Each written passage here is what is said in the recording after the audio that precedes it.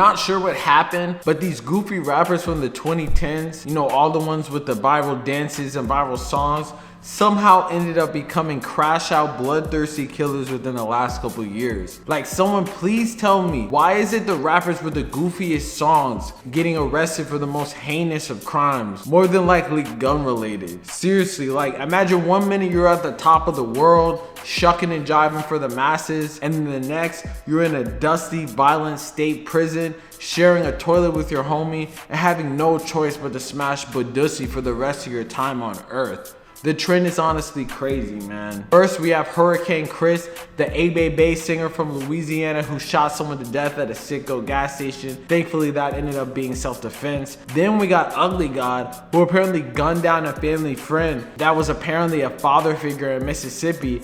And what we're about to talk about today, we have Silento, the rapper who had a breakthrough career, literally getting played at every school dance, Sweet 16, bar mitzvah, and probably weddings with this song, Watch Me, Whip, Nay Nay. This dude literally crashed out in the worst way possible, getting sentenced to 30 years just 2 days ago. So today, we gotta get into the beef that got Silento to murk his cousin and damn near get a life sentence right now. But before we do, gang, I'm gonna need you to do something for me, man. Like, comment, subscribe. We finna run out this video, man. Make sure you check out the new merch link in the description at staysafeworld.com. Hit that notification bell so whenever I post, y'all are tuned in right away. Consider joining and being a member, man. Get perks like discounts on merch. You can get your video or product or brand featured in this video as an ad right now. Man, go tap into that. So let's get into chapter 1. We watched bro whip, we watched bro nay nay. Now we're watching bro get sentenced to decades in prison for a brutal homicide of a family member and get labeled mentally unfit in the process. What would draw someone to shoot their own cousin, speed off from the scene, and admit to the crime, you might ask? Honestly, looking at the facts of the matter, it looks even more complicated than you would initially think. Silento, aka Ricky Lamar Hawk, grew up with a rough childhood in Stone Mountain, Georgia, a very close city to Atlanta's metro area, and he was doomed from day one, being born essentially a crack baby, having both coke and weed in his system literally at birth. I was born with weed, coke, heroin, pills, all type of drugs in my system. Off rip from a young age, his family around him exposed him to violence and substance abuse that pretty much destroyed any chance that he had of having a normal life. He would detail having a childhood where he watched family members fight and kill each other, and it was a permanent fixture on his mind. Before long, he himself was addicted to prescription pills and got sentenced to some jail time in juvenile detention. He would detail a struggle in a past episode cable TV show of The Doctors.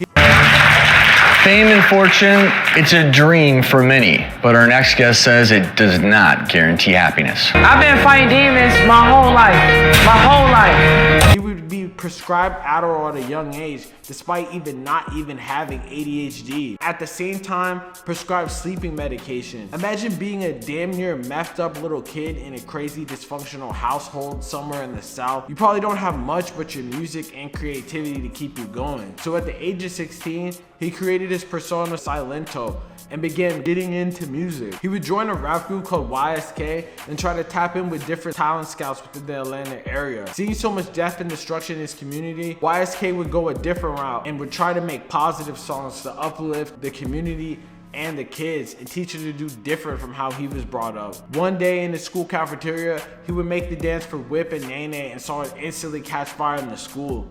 He would then drop a 30-second snippet on Instagram doing the song and see over 300 comments gassing it up. This got him to hit up his producer Bolo for the beat and worked on the song Watch Me that same night, and it blew up instantly, getting 1K plays an hour, 10K plays overnight, and millions of plays within the first 48 hours, blowing up at an extremely crazy rate.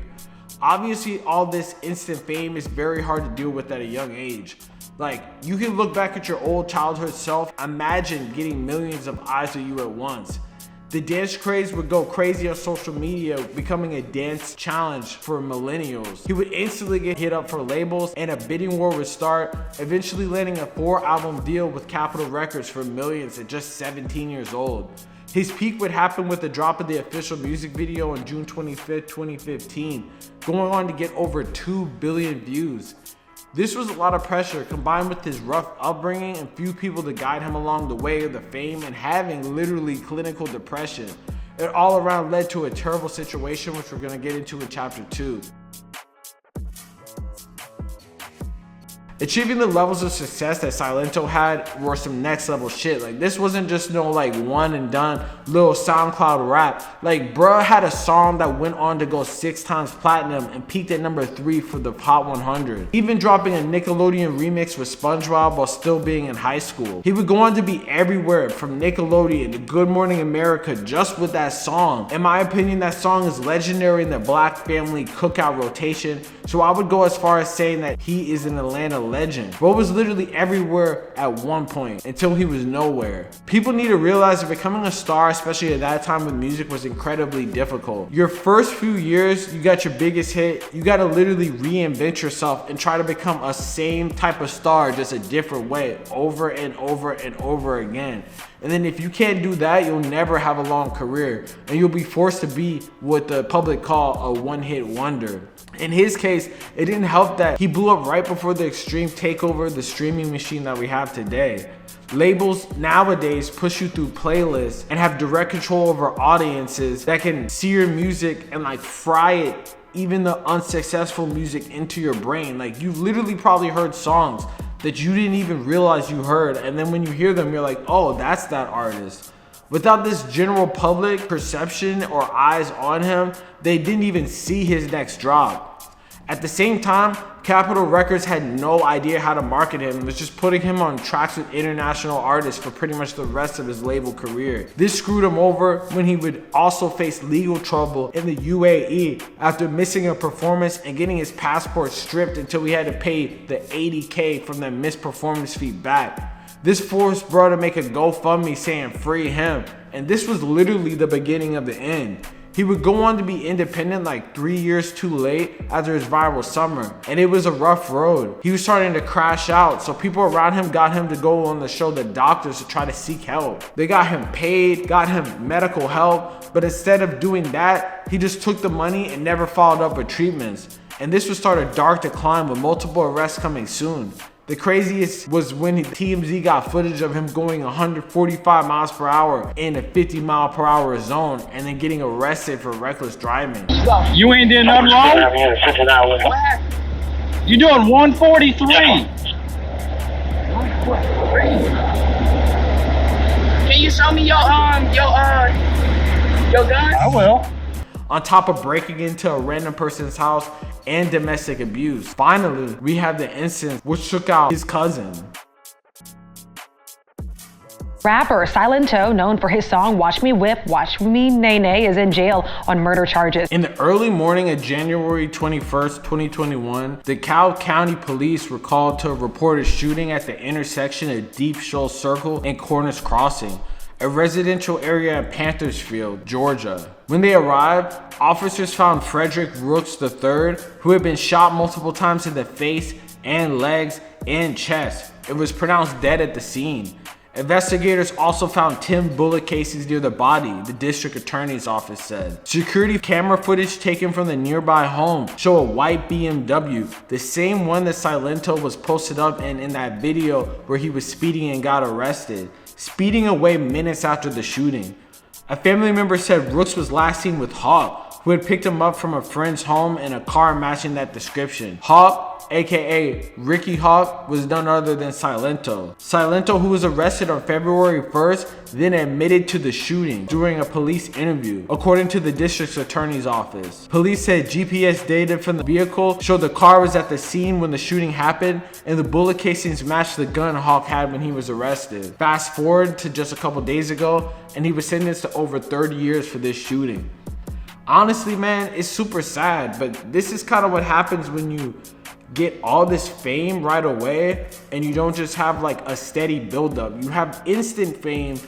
You're literally a kid when you get it. It's like the child star syndrome, man. Look at Orlando Brown. Look at all these like child stars that are like mentally fucked up. I feel like you're not supposed to be exposed to that type of stuff so young.